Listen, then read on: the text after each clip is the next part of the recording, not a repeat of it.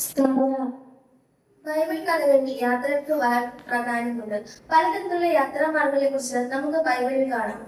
ബൈബിളിൽ കാണുന്ന ഓരോ യാത്രയിലും ദൈവത്തിന്റെ പദ്ധതി ഉണ്ടായിരുന്നു. ചില യാത്രകൾ വിശ്വാസത്തിന്റെ യാത്രയായിരുന്നു, ചിലത് രക്ഷയുടെ യാത്ര, ചിലത് അത്ഭുതങ്ങളുടെ യാത്ര.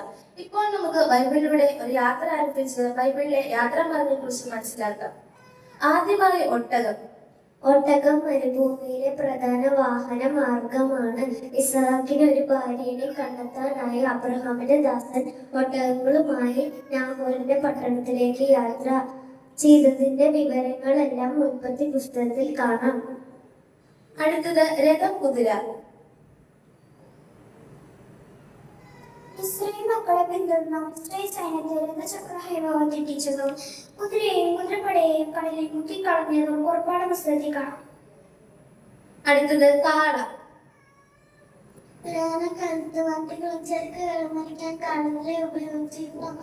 രണ്ട് സമയങ്ങളിൽ ദാവീദും കൂട്ടരും ദൈവത്തിന്റെ പട്ടണം കാളകൾ വലിക്കുന്ന വണ്ടിയിൽ വെച്ചതും കാളകൾ വരുന്നതിന്റെ ഉണർവ് ഉണ്ടായതും കാണാൻ സാധിക്കും. അടുത്തത് കഴുത. യേശു കഴിഞ്ഞ പുറത്ത് വാഹനങ്ങളിൽ യേശുവിലേക്ക് യാത്ര ചെയ്തത് പുതിയ നിയമത്തിലെ സുവിശേഷകൻ കാണാം. ഇസ്രായേൽ ജനത്തെ ക്ഷമിക്കുവാനായി വിനയാം തന്റെ കഴുത പുറത്ത് വാഹനമേറി പോയതായി പഴയ നിയമത്തിൽ കാണാം. അടുത്തത് പല്ലക്ക്. പല്ലക്ക് രാജകൂട്ട പ്രധാന യാത്രകളിൽ ഒന്നായിരുന്നു പല്ലക്ക്.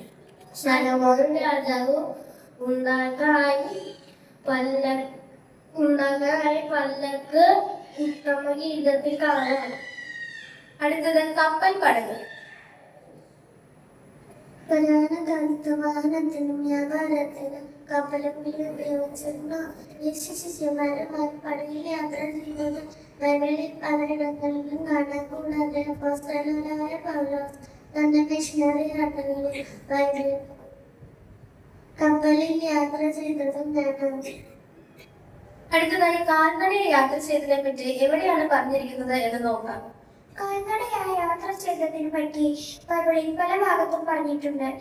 ഇസ്രായേൽ മക്കൾ മിസ്രൈമിലേക്ക് യാത്ര പുറപ്പെട്ടത് നമുക്ക് കാണാം. പ്രിയ കൂട്ടുകാരെ, ഇന്ന് നമ്മുടെ യാത്രാ മാർഗങ്ങളെല്ലാം മാറി എന്നാലും ഒരു സത്യം ഇന്നും നിലനിൽക്കുന്നു. ദൈവം നമ്മുടെ എല്ലാ യാത്രകളിലും നമ്മോട് കൂടെ ഉണ്ടെന്നുള്ള സത്യം. നമ്മുടെ യാത്ര ഭൂമിയിലെ യാത്ര മാത്രമല്ല, സ്വർഗത്തിലേക്കുള്ള ആത്മിക യാത്രയും കൂടിയാണ്. ആ യാത്രയിൽ യേശുവാണ് നമ്മുടെ വഴികാട്ടി. നമ്മുടെ എല്ലാ യാത്രകളിലും യേശു നമ്മോട് കൂടെ ഉണ്ട്. ആ യേശുവിനെ നോക്കി നമുക്ക് യാത്ര ചെയ്യാം.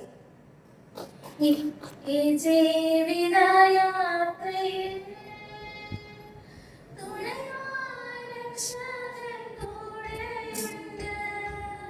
ഈ ജീവിത യാത്രയിൽ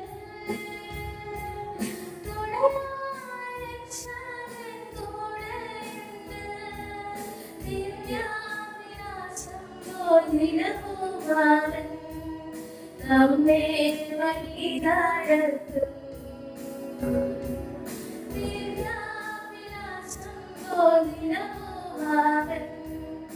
നമ്മെ